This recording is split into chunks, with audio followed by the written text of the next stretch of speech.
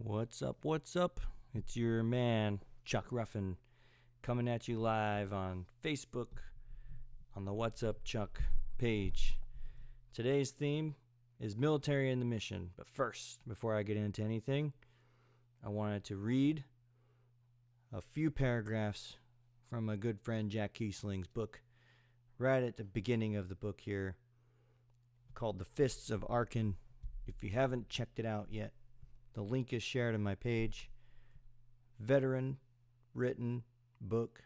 I recommend it. Definitely go check it out. I said I would read a little bit of the book, so here goes. Blood dripped off the edge of the king's broadsword, staining the floor in wild patterns. The air was thick with the smell of the stuff. Many of the soldiers gathered in the chamber were stained in its darkened tones. The wavering light produced by the slow burning flames of several small torches danced across faces and armor, revealing exhaustion, pain, and dejection. The king passed across the floor, seemingly unaware of all else as he moved toward the throne that had long been but would soon no longer be his. That ancient chair, so cold and hard to the touch, but so welcome and comforting in times of pain or weariness, when a king needed the support only a high back of iron and wood could bring. His legs were stiff and aching under the weight of the black armor that covered his features from ankle to neck to wrist. The room was silent, save for the falls of his thick boots on the marble floor and the metallic click made by the scales of his armor glancing off one another as his body flexed. Not one of the nearly 100 armed men and women in the room let slip a whisper. All eyes were on the king, in silent hope that he would somehow wrest them from the certain death that waited beyond the large doors that guarded their backs. That's the first two paragraphs of The Fists of Arken, written by Jack Keesling of Jack Keesling Books. Please, by all means, go ahead and go check out his book. The link is shared on my Facebook page, What's Up Chuck.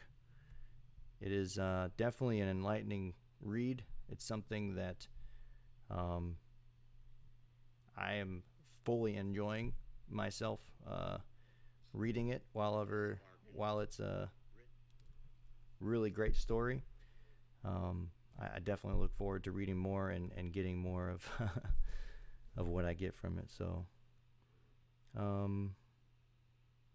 hopefully there is sound coming out. I feel like there is now. I just changed it from the mute button. So I changed up my streaming platform a little bit, so I'm trying something new out. Currently, I'm restreaming using a software called OBS. It should be broadcasting to my What's Up page. It should also be broadcasting to my YouTube channel as well as Twitch. So I have no way of looking to see if all three are working right now, but everything seems to be going pretty good so far. So, military and the mission. Alyssa helped me pick out certain themes of each day to kind of help narrow the scope of what I would talk about. That way, I'm not just rambling on for an hour and not having any kind of focus as far as what I should talk about. I posted on Facebook a couple days ago about some of the topics that I would address today, and the first one was to talk about the military spouse. I had some requests come from my mom and my Aunt Sylvia. They both wanted to know about, women in the military spouse, canines, and a couple of different other topics. So I figured, why not talk about that today? So thank you again for joining me on What's Up Chuck. Jack, I hope you enjoyed my 2 paragraphs of reading.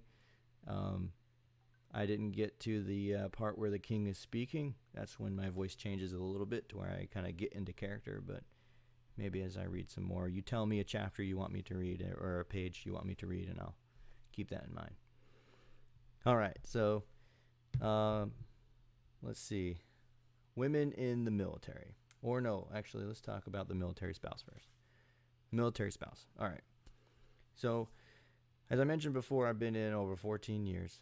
I have also been a military brat my entire life. Before I joined the military, of course, I grew up only knowing the military. So my experience of the military spouse has varied over the years. Of course, I grew up with my mom being the military spouse, right? And, everybody asks, like, or they kind of question, like, the military spouse is also serving, right? That's a very true statement.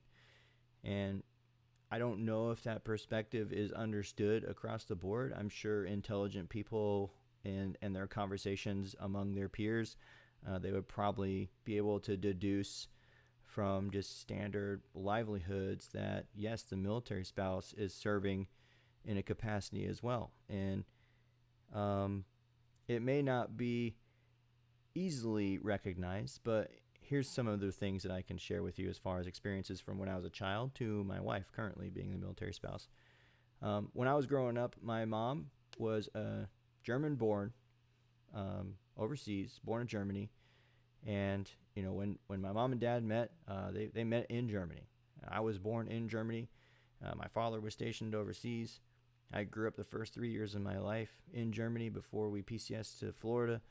And one of the things I remember my mom telling me as I was getting older and starting to comprehend things was that she came to the United States barely knowing any kind of English. Her first experience of the United States was because of my dad.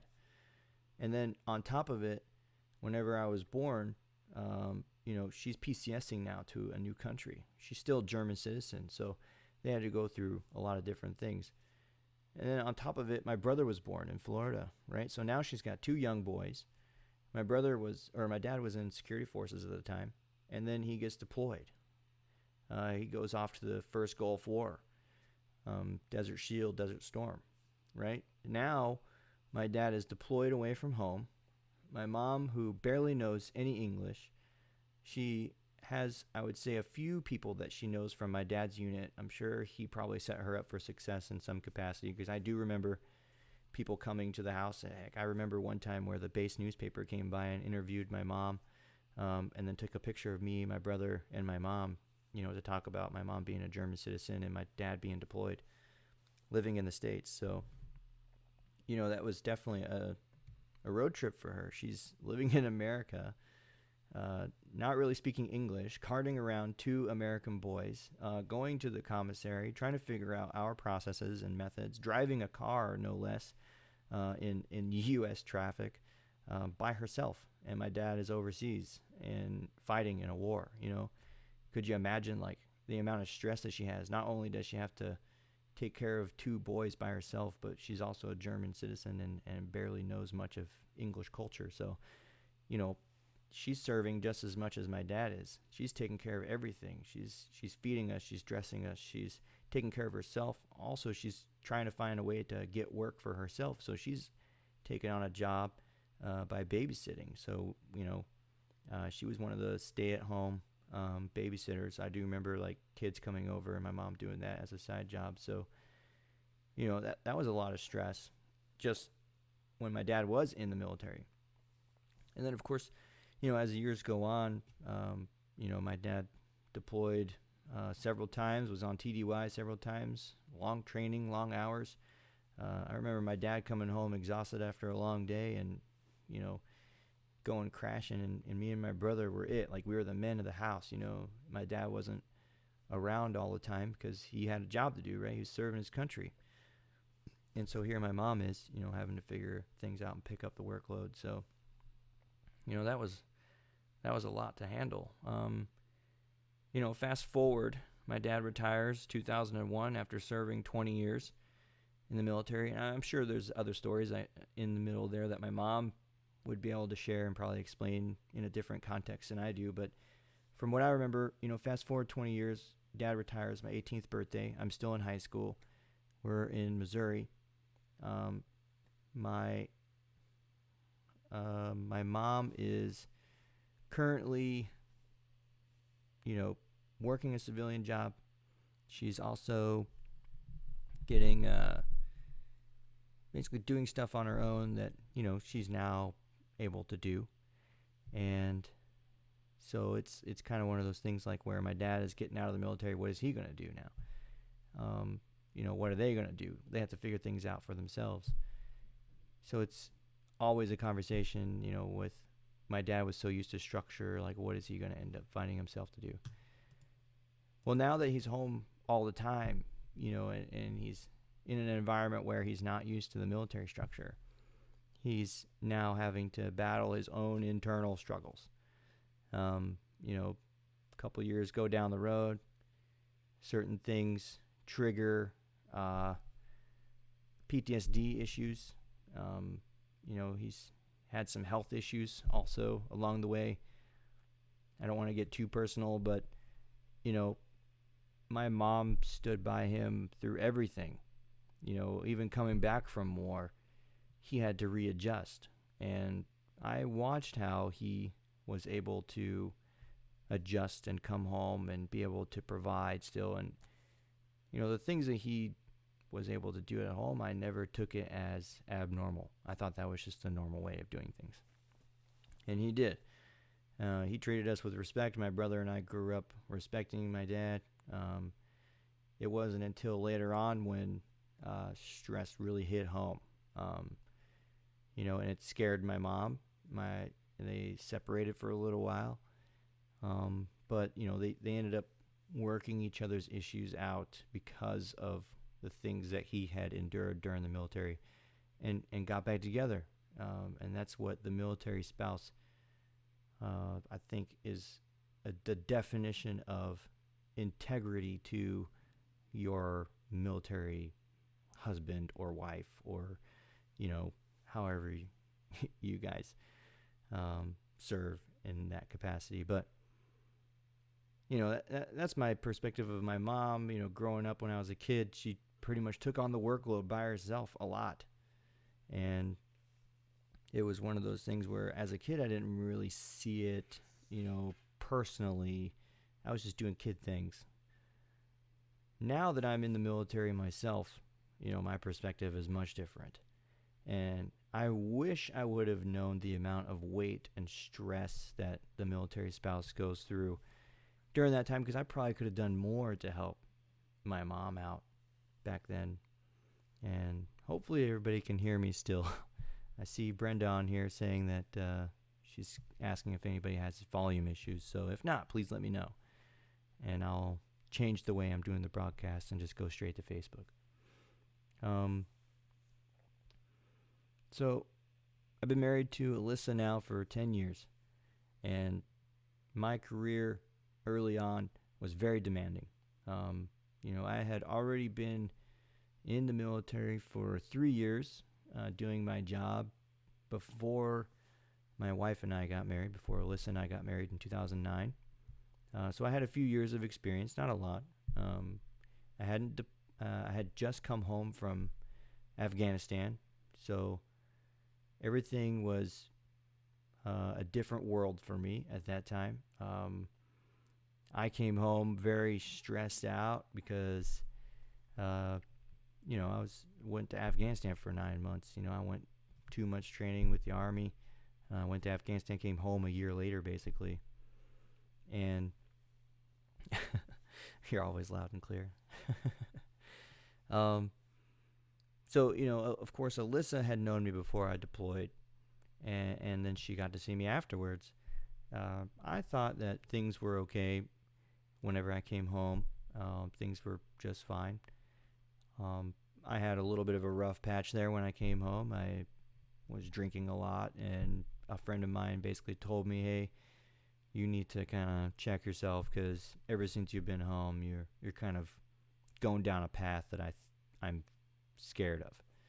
So that put me into check, and I got what I needed, and I took care of it, and I haven't had any problems since then. So then fast forward a few years, Alyssa and I are now married. I just moved to Illinois, and guess what happens? She and I get married 2009, 10 was my first deployment with her. 1, we're brand new to a base in Illinois. 2, we're also newlyweds. 3, my daughter was just born. My oldest daughter was born in June. And 4, I left 3 months after she was born. So you want to talk about the network that my wife has. Before I left, there wasn't many people around that had a chance to meet my wife. Maybe 1 or 2 friends of mine. But everybody from my unit was like, hey, if you guys need anything, let me know. Let your wife know that she can reach out. I'm a young staff sergeant at the time. So those words were like, okay, yeah, thanks, I appreciate it, and I don't really expect to need anything because I hadn't ever been deployed with a spouse before. So, Alyssa, I knew she was very strong. I wasn't worried when I left. The only thing that scared me was she was by herself with my newborn daughter, in a state that she knows nobody. The closest family that she had was my mom and dad, which were 2 hours away. But they were in Kentucky. They couldn't be there all the time. So here I am, thousands of miles away. My wife is by herself in a house, in Illinois. Hours are obviously different. So here she is, like, doing everything she can. She's feeding and dressing and taking care of a newborn baby basically by herself. And then, on top of it, trying to find ways to occupy her time every day. I was only gone for, thankfully, 4 months at that time. But, that's a lot of stress to do. And you're doing both the father and the mother's job for a short period. So, the military spouse requires a lot of strength, requires a lot of patience and understanding. But it hasn't always been the case with Alyssa and I, as far as everything being good between us. That was our first deployment. We made it through that perfectly fine. I came home. We had a little bit of a rough patch there. I would go into details, but I don't want to air my business out there. But, it was a struggle, right? Like, you're away from your significant other for a few months. You have to reintegrate. You have to basically relearn who they are for a little bit and kind of figure out, like, hey, what's your timing like? What's my timing like? Like, I have to go back to work, but I also have to come home to you. What can I do with the baby? Because I've been gone now. She's older. She's now 7 months old. I had missed the holidays, so, like, what can I do to help? And I had to try and figure all that out. And that was a lot of stress on me too, and then fast forward a couple of years, I get deployed again. This time for a little bit longer. Same area, but I'm gone again. So it's kind of one of those things. I'm like, oh man, like, one, it's scary to get the notification that, hey, you're getting deployed again. So you can imagine me being at work like, hey, Sergeant Ruffin, you're going on this deployment at this time. You have this much time to prepare. And you're like, okay, not a problem. I'm good. But now I have to go let my wife know the great news that I'm deploying again. And so it's like, man, how do I tell her without, scaring her, right? So, of course, I tell her the truth. Hey, guess what? I just got orders. I'm getting deployed. This is when I'm leaving. This is the training. This is the timeline. And, of course, it's always, a somber conversation. And, you always wonder, like, in the back of your mind, like my mind, what is she thinking? How are things going to go between us? Is she going to be okay? Is she going to have the things that she needs? What people does she have around her? Just, everything kind of spirals. And you're just like, man, I'm going to miss all these dates, I'm going to miss, I'm leaving right before my birthday, I think is what happened. The timeline I was supposed to be gone was going to be over our anniversary. Oh, on top of it, it was also going to be, I did miss my oldest's birthday. And, all those important dates and things that, normal families hold on to and they celebrate with their other family. I'm gone over Easter. I'm gone over Valentine's Day. I'm gone over our anniversary. I'm gone over my daughter's birthday. All those things you think about, like, well, you're going to miss all that. That's devastating. And then to think that she has to do all that stuff by herself. So it's kind of one of those, like, man, there's nothing I could do right now. I have to go. The military's telling me so.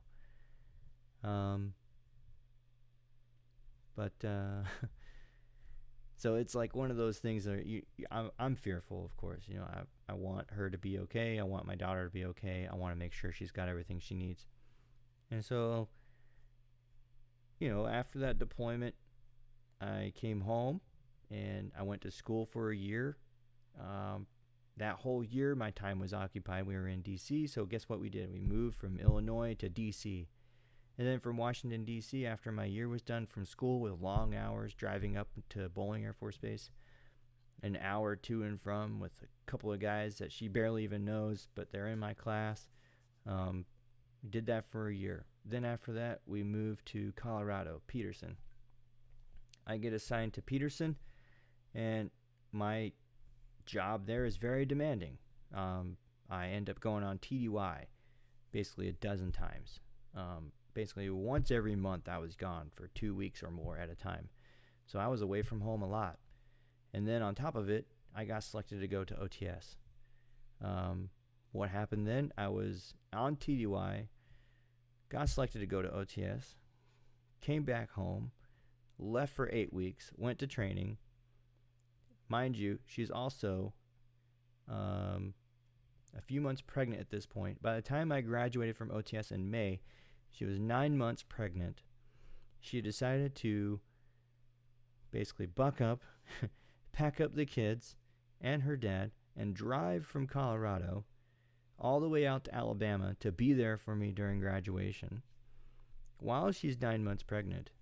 Oh, and did I mention, before I left for training, she actually was by herself while I was at training, 9 months pregnant, with a newborn baby and my oldest daughter and her dad, moved our house from Peterson Air Force Base. We moved off base up to Commerce City by herself. She did all that by herself while I was at training.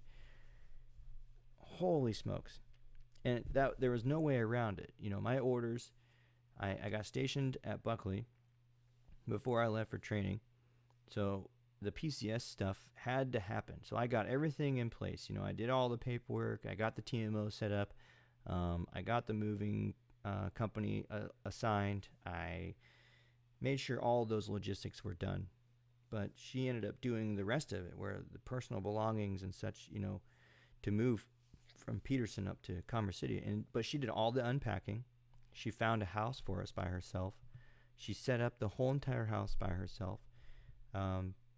She basically did all this while she was pregnant. Did all of this by herself while she was pregnant.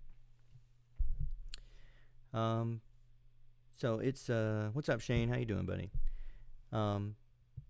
It's amazing to me, like, what she was doing, right? And of course, I'm terrified because I cannot leave training. I can't go home. I can't be there for her, and it's kicking my butt because, I'm not being the man I need to be for my wife right now. I'm usually the guy that, does a lot of those big moving parts, but she's doing it by herself. That's the military spouse,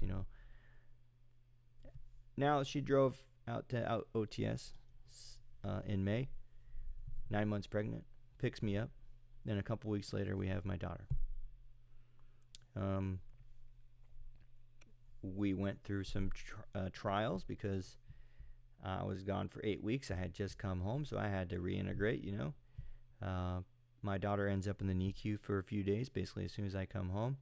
That was tough. We were at the children's hospital, and, we spent a couple of days there. So talk about stress. Like, my wife did all this stuff by herself, and then on top of it, now our newborn is in the hospital.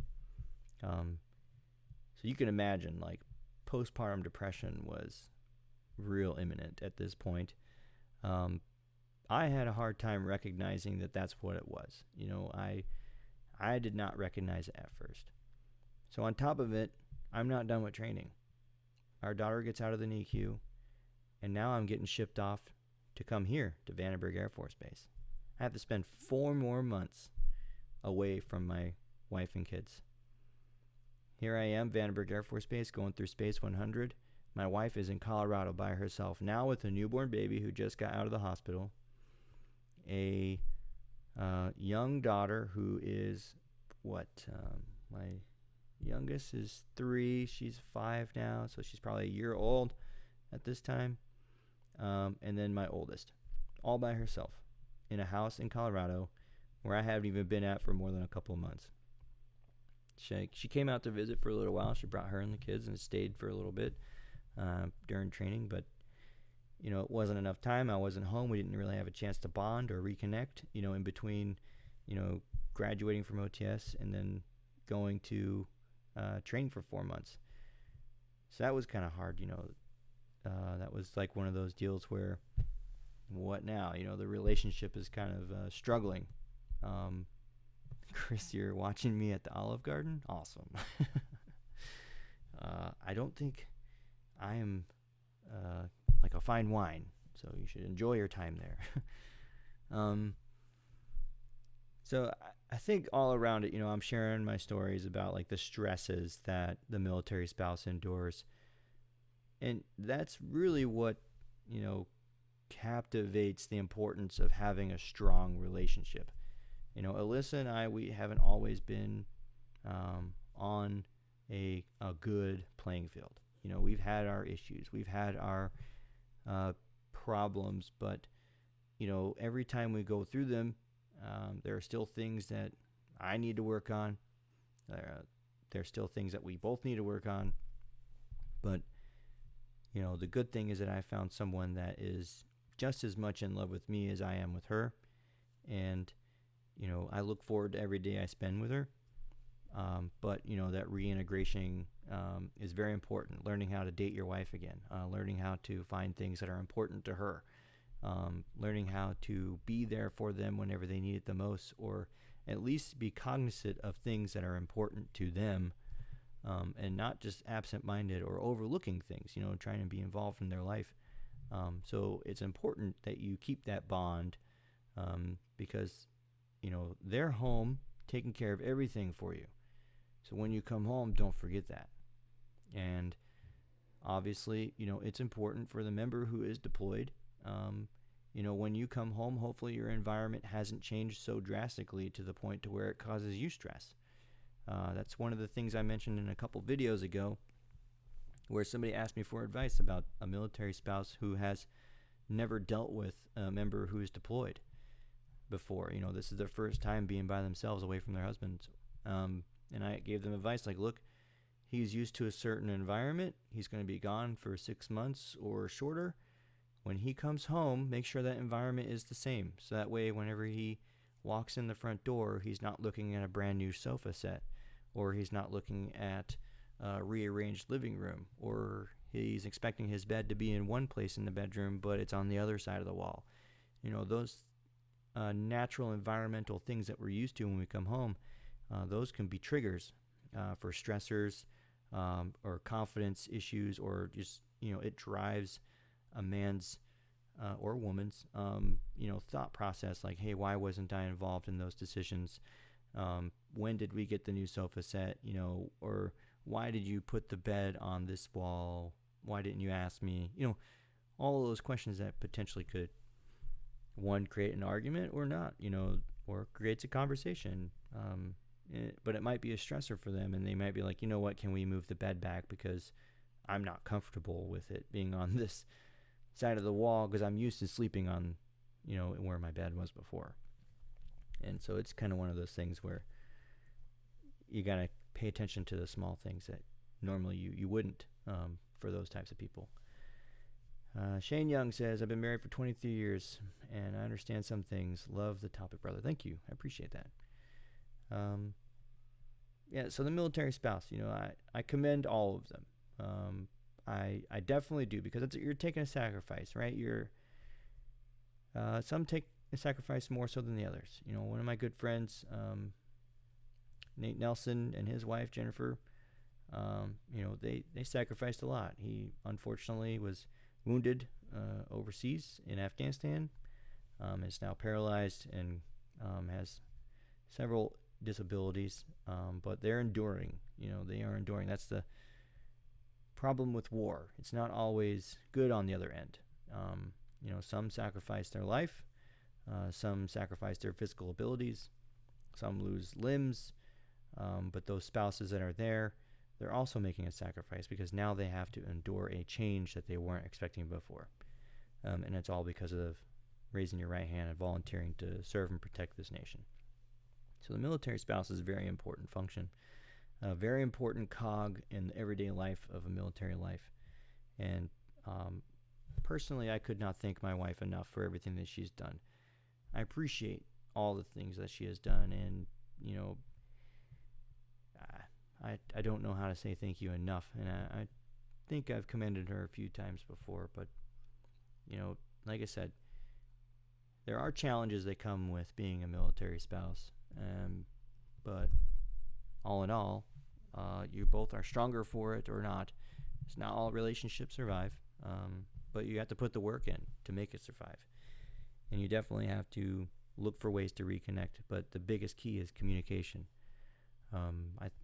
I think that might define exactly what Alyssa and I are pretty good at. I would say that I try to converse with her as much as possible to try and figure things out, because I don't know.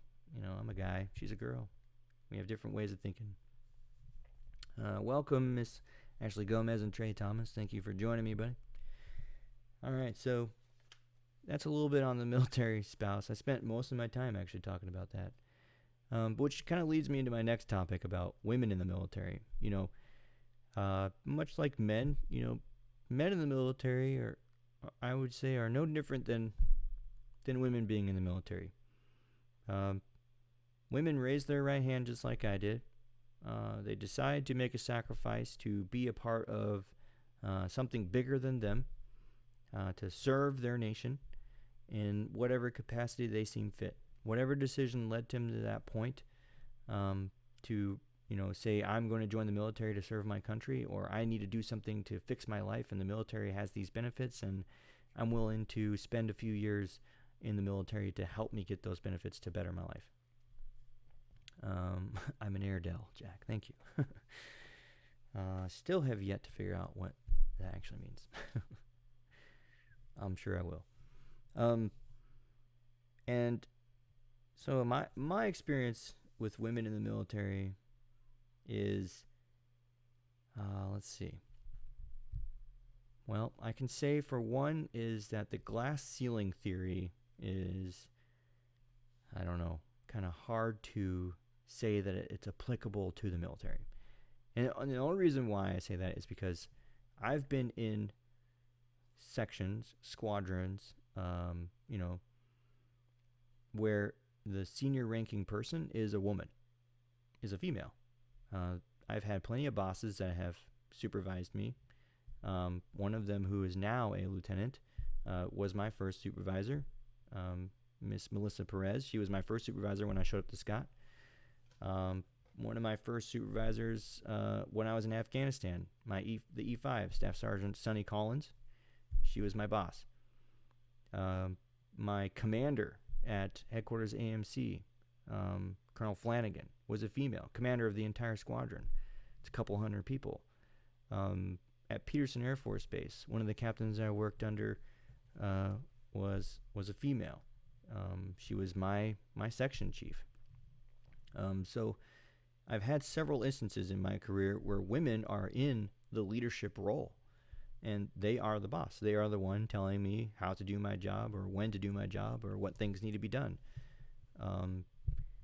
And they're getting paid for their rank that they achieve in the military, right? So whatever that rank may be, whether you are a services person or if you are an intel troop, if you are an E5 in services and you're an E5 in intel, you're getting paid the same base pay. If you are an O3 in intel and an O3 in services or CE, you're getting paid the same, right, as any other male O3 or E5. So there's no difference in pay there. But they are in leadership roles just like men. I'm sure that as they get senior in rank, there are certain things that the military does consider. For instance, there was the great debate of military serving on the front, or women serving on the front lines. So far in the news, I've seen where females have gone to Ranger School and have succeeded. Some failed miserably, but some have succeeded as well. Is it right for them to serve on the front lines? Is it not right? I'm not here to decide that. I would say that if a woman has the courage enough to say they want to serve on the front lines, then let them have a shot. Are they going to be equally trained? I would hope so. I don't know what the training standards are for those programs. I'm not a Ranger or a PJ or a Navy SEAL, so I don't know what the standards are. Is it a larger fear to have a woman on the front lines where a man is put in place of, rounds going by their head? Because what about that biological relationship between a man and a woman? Like, is that going to impact the mission? I think as military professionals, when it comes down to it, I think, in the environments that I've been in Afghanistan and the two other places where I've seen Navy SEALs work with one another, even women, I think they treat them as if they would want to be treated themselves. And there's Jack Keesling's, I care not about the things between your legs. I care only for what is loaded in your magazine and what flows through your heart. It's a good way of putting it. I'm the same way. If you have the courage to want to go up there and put it to the good fight, lay it down the line and put your life on the line and fight alongside of other people, to take out the enemy, to keep them from harming what is good in our life, then by all means, do it. Do I have to care about your biological makeup in order to, have a successful mission? I don't think so. I'm sure there is going to be a stronger emotional connection between a man and a woman. But I would think in a time or an environment, a placement where weapons on weapons is the issue, I don't think those thoughts are naturally occurring at that point in time. It's realistically just about the training that has led you to that point where you are either putting warheads on foreheads or putting lead to the dead. Whatever way it happens, whether it's coming from a man or a woman, it doesn't really matter. You're fighting the good fight, and you're supporting a mission that is hopefully in good moral and supporting the country's well-being, and I couldn't ask for anything more than that. So, I've seen, like I said, I come back to my position where I've seen women in the military, and they're in leadership positions. My bosses have been women, and I don't have a problem with it. They have the training. They go through some of the same training that I do. Their experiences in life are much different than mine. Unfortunately, we do have organizations within the military to help combat the inappropriateness, whether it be sexual assault or inappropriate comments or, things where either the men or the women need to address something where it could impact the relationship within the unit or the actual cognitive ability of the two people to function in the mission. Those organizations exist to help combat that, and some of them are good, some of them are bad. Those resources are available, and the military does what they can to address issues that are important. And I would think that from the military I was in 14 years ago to now, the amount of resources we have to help our brothers and sisters is vastly improved in comparison. Whether they are effective, I don't know. I've definitely pointed people in the direction. I know that the Military One source has always been available for people that need it. but it's kind of one of those things where you don't have to judge the gender or personal preferences of people that work with you. Really, it doesn't come down to that. Yeah, everybody comes from a different world. That's what makes being in the military a blessing, because you get to see 100 different cultures, in one room, whether they're from the southeast corner of the United States or the western corner of the United States. It's one of those deals where you get to see different people, how they grew up, and you're not always going to agree with everybody, and that's fine. It's totally okay. How you interact with that person is your own personal preference. If you don't like what they're saying, tell them. And if you continue to not like what they're saying or not want to, just remove yourself and go somewhere else. So women in the military, I don't mind them. I think it's a blessing to have them around, honestly, because when I see women serving with me, I don't say, oh my gosh, I have a woman as my boss, like it's going to be the worst job ever. I never say that. I've never had an issue where that has to be brought up. Yes, there are moments where, as a human being, those factors need to come into play, and you need to understand that, and you can be adult about it, and you can be a grown-up about it, and you can have professional conversations, and you can have friendly conversations without crossing the line and say, hey, I notice these things are taking place. Let me help take the load off if you need it. Or is there anything I can do, to help you out or to help me out? Like, am I doing what you want me to do, or are you expecting more from me? That's what the military is there for. So women in the military, I think they're great. Whether they're on the front lines or, in the lunchroom serving food at the cafeteria. I mean, we need them just as much as we need the men in our military, and the like. I have never had a problem with it. I've been in 14 years. We all have our own problems. We all have our own reasons as to why we joined, and those reasons led us to the path that we're on. So, do your best to make the best of it every day and go from there. Don't try and make somebody else's life harder if you don't have to. Try and improve it some way. Let's see. Thank you, Chris. I don't know what I said to make you say that you love me, but that's awesome. I appreciate that. Mr. Mask, thank you, sir, for joining. I don't know if you're still on, but I appreciate you watching. He was Major Pete Mask when I was at OTS, and he was one of my classroom instructors when I was there. So it's good to see him jump on and listen to what I have to say. So let's see. Last topic would be canines. I think I've been on for it says 48 minutes, but I jumped on about 10 minutes early and did my little cover photo thing, so I think I'm still good on time. Canines in the military. I don't know. My Aunt Sylvia asked about this. I don't know too much about the canines in the military. I'm not security forces. I do know that a friend of mine, when I was stationed in Minot, North Dakota, he was going through training to become a canine handler. So that's an additional duty. As security forces, you have different pathways you can take as a military police officer.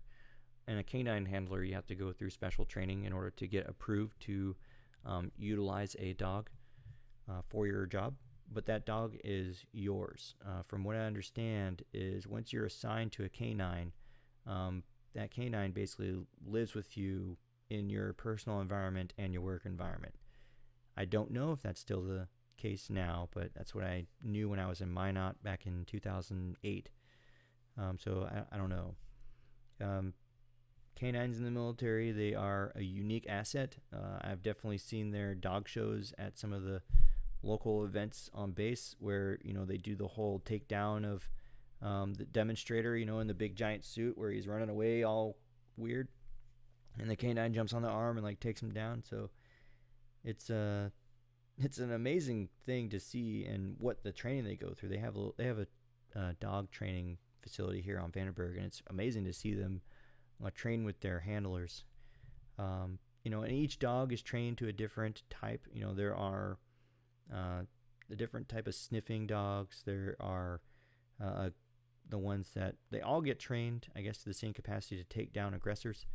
But each one of them has a different quality about like what types of things they can detect. So they teach them those. From what I understand, I could be completely wrong. And if anybody else has any knowledge on canines in the military, friends or other, by all means, jump on and let me know or send me a message. I would love to learn more. Me being in the intel career field, I wasn't really around canines as often. I was doing mostly analysis and watching the bad guys. Now I'm a space operations officer, so I don't see security forces besides coming through the gate, and they check my ID card. I do see the canine handlers. I've had one friend that I knew for sure who was a canine handler. Other than that, my dad probably would know, honestly, because he was security forces for years. I'd have to ask him. And if I find out, I'll make a post about it. So that's unfortunately all the information I have about canines. So the last topic I was going to cover was what's going on. So today is military and the mission, right? So those were my topics for the military. The military spouse being one. What kinds of things we endure being a military member, but also having a military spouse at home who's taking care of everything for you, raising your children, taking care of your bills, taking care of your household, moving you from one house to another, basically living life without you as an important cog. But the military spouse is a very important role. Then women in the military, again, they serve their purpose, whether they're on the front lines or doing other jobs, but they get the same rank and respect as any other military member. In my case, for me anyways, that's the way I treat them. They don't deserve any less respect. I appreciate them being around. They're human just like I did. They raised their right hand. They chose to serve in the military, and thank God for them too. They're warriors just like I am. And then, of course, canines in the military, like I said, I don't know too much about them. But the last thing I wanted to touch on is the Mission 22 stuff. I am still participating as the state leader. Well, I'm in my trial basis right now for the next 30 days or so as a state leader. I'm still looking for events. My upcoming event, September 21st, is going to be the first one here on Vandenberg Air Force Base. It will be an auto fest with exotic cars. It'll be a flex festival with Jeeps. They'll be there competing. Plus an Oktoberfest. The outreach is going to be about 2,000 people. They said that about 1,800 came last year, so that was pretty huge. And I look forward to having Mission 22 out there. I'm just going to have a bunch of information stuff, some handouts, pamphlets, like free swag, stickers, pens, etc. I'll have my table runner. I'm hoping to have a volunteer with me, and hopefully, I get to talk to some people. I'm sure you guys have seen the videos. Speaking of the video, the guitar video has reached almost 5,900 views. I just checked; it was 5,896 about an hour or two ago. And so it's pretty much gone viral at the point. To the point to where we got an email about it today. Which I was informed that apparently, being in uniform, we are not allowed to fundraise. Which I don't consider what took place in the video as a fundraiser. I took it as a donation to something, so I may have broken a rule, and if I have, then we'll fix it. But I didn't know that at the time, and we were just doing something for Mission 22. It was a kind gesture, and since the cause, Chief of Staff of the Air Force ordered all Air Force units to take a tactical pause and look internally at our people. We kind of, wanted to capitalize on that a little bit and help try and facilitate raising awareness about the causes of veteran suicide. And that was kind of like our vehicle, which was completely impromptu. It was impromptu by Captain Emery. It was impromptu by me and him to do the video. Realistically, we wanted to put the message out there of what he was doing, and I thought it was a kind gesture, so I just wanted to share that with everyone. So that guitar still sits in my house. I posted on the page yesterday some pictures of it. It's beautiful.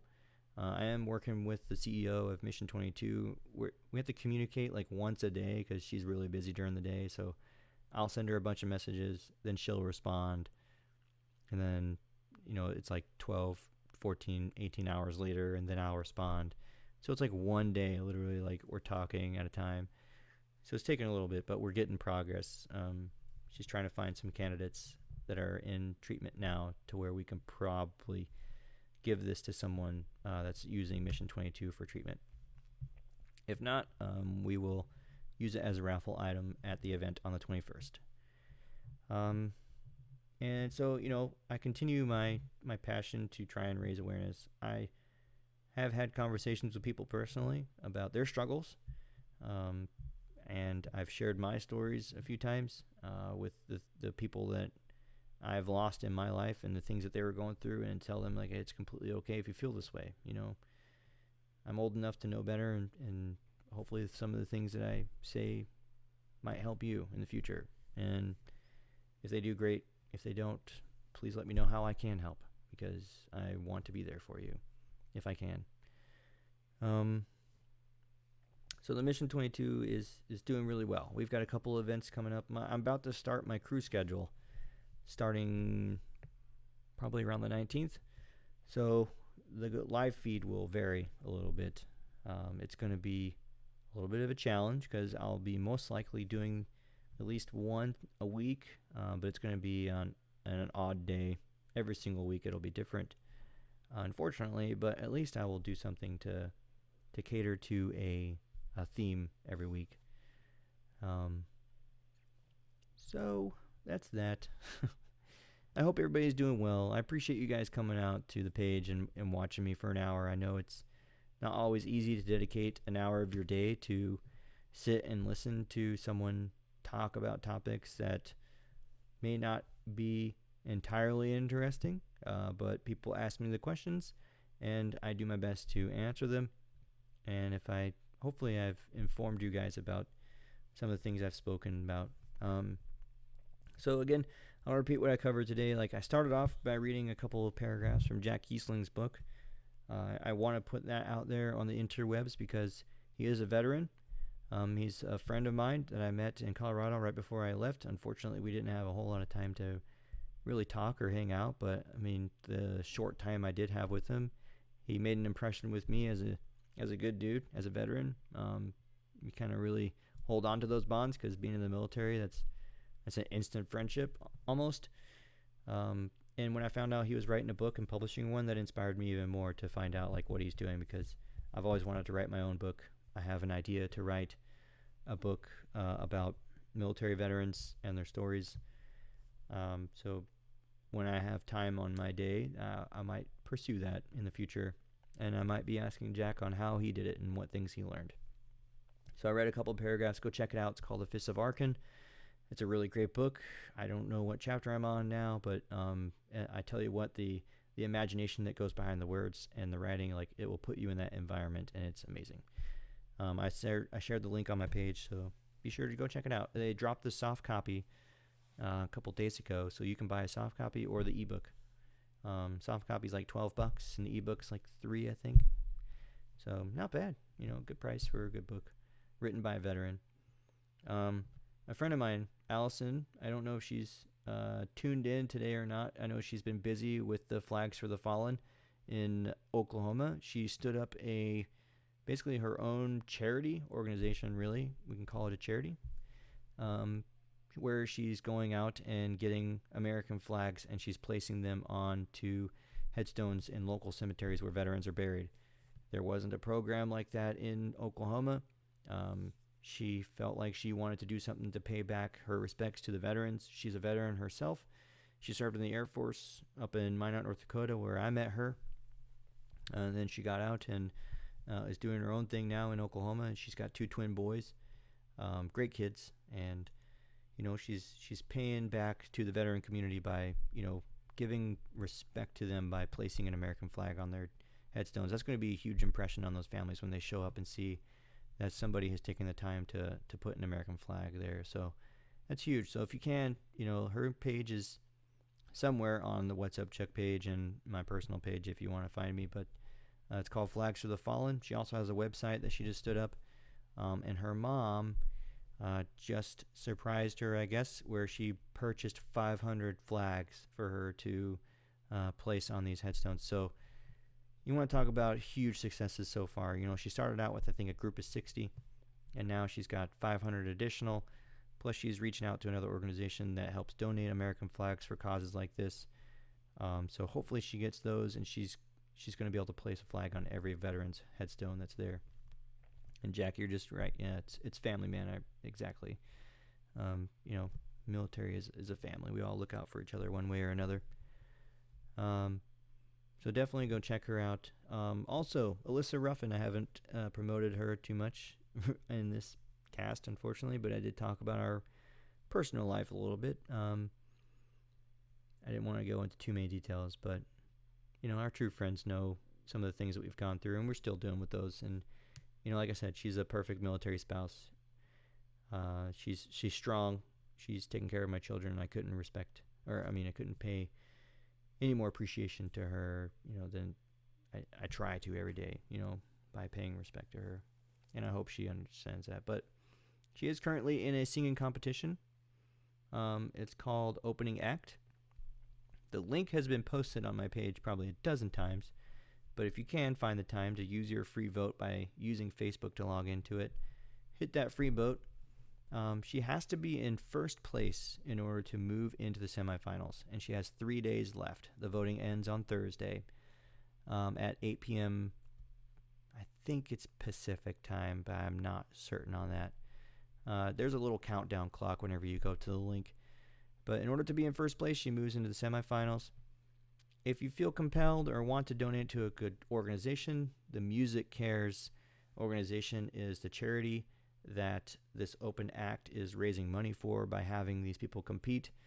Music Cares is a organization built by Grammarly. What they do is they help struggling musicians that do have an income but are also using music as part of their career, so they help them with financial struggles, things like that, where you can go apply for a grant. So it's a good group, kind of like the military has. Air Force Assistance Fund for the Air Force. Our veterans, we struggle to make ends meet sometimes, and the Air Force Assistance Fund is right there to help us. We can go out there and apply for a grant for a couple $100 to help pay for an unexpected expense. Maybe your tires went bald, or your transmission died, or you can't make ends meet and you're struggling on getting groceries for the week because you had a newborn baby. We have that for us in the military. So Music Cares is kind of like that for musicians. You are struggling, can't make ends meet, eat groceries, need to pay a bill, something along those lines. That's what that group does. So every dollar spent, if you donate to the Votes for Her, is one vote. And so, you can spend $1, you can spend $5, $10, whatever you want. By all means, keep that in mind. Try and push her into first place if we can. I know I've been doing the best I can every day. So be sure to go check that out. All right. And to wrap it up, thank you again for tuning in. I appreciate it. I appreciate everyone's comments and questions and supporting the page. Thank you, Jack, for the new group photo that I put up there of the little Air Force Airman guy with the "What's Up, Chuck" on the front. I appreciate that so much. Alyssa loved it. I liked it. I wasn't sure what to think of it at first, but I thought it was really cool. She even made a comment like, now if we can just get him with a set of headphones on, that would be kind of perfect. So I don't know if that's possible. If it is, awesome. If not, I love the way it is. So all right. Thank you for listening to my perspective of the military spouse. I hope that gave you some insight. And, if you want to know more, please ask. Women in the military, like I said, I don't care what organs you have. I don't care what your name is. I don't care what you look like. I don't care what your haircut is. I don't care about your sexual preference. I don't care about your color. If you decided to raise your hand and volunteer to serve your country to the point to where you are literally writing and signing your life on a dotted line saying, I am willing to sacrifice my life to protect this nation, then God bless you. Thank you for being here. I want you in my military. And if there's anything I can do to make your career better, I'm going to try and do that. I don't care who you are or where you come from. You're making a sacrifice that only a small percentage of us have decided to do, and I appreciate your time here. And for all those that support the military members like Mr. Chris Gulick and his lovely husband, Todd Krause, like, thank you for your support, because, you know, guys like us need guys like you out there. And then, of course, canines in the military. Unfortunately, I didn't have too much to talk about that. But on Sylvia, I hope that I touched on it enough for you. I hope that I gave you a little bit of insight. I know it's probably not to the extent of what you wanted, but that's the best I can do. I'll see if I can find out some more. And then Mission 22. Our video has generated almost 6,000 views. It's gotten the attention of the Air Force Reserve Squadron, where I possibly may have broken a rule, but I will tell you that I did not do it in ill intent. It was purely for trying to raise awareness on the topic that has hit home to me and several other Air Force military members, and I could not appreciate any more than what the kind gesture was and what it has developed so far since I've been here. And I will always continue to look for ways to generate a positive footprint where we can raise awareness on veteran suicide and hopefully reduce the amount that we're currently facing, because it's a struggle, and you know, I hope that I have some tools in my belt to help people. All right. Well, thank you very much for tuning in. I appreciate it. Alyssa tuned in at the very last minute. Be sure to go check out her Open Act link on my page. Go vote for her. If not, she's going to be at the Social Jam tonight. Be on the lookout. We'll be going live on her page more than likely. She got invited to sing a couple of songs down in Hollywood. So be sure to be on the lookout for that. It's going to be really late in the evening, so I'm sure most of you will probably be in bed, but you know, you can always watch the videos tomorrow. All right. I appreciate you guys. Thank you very much. This is Chuck on What's Up, Chuck. Thank you for joining me. Have a good night. Peace out.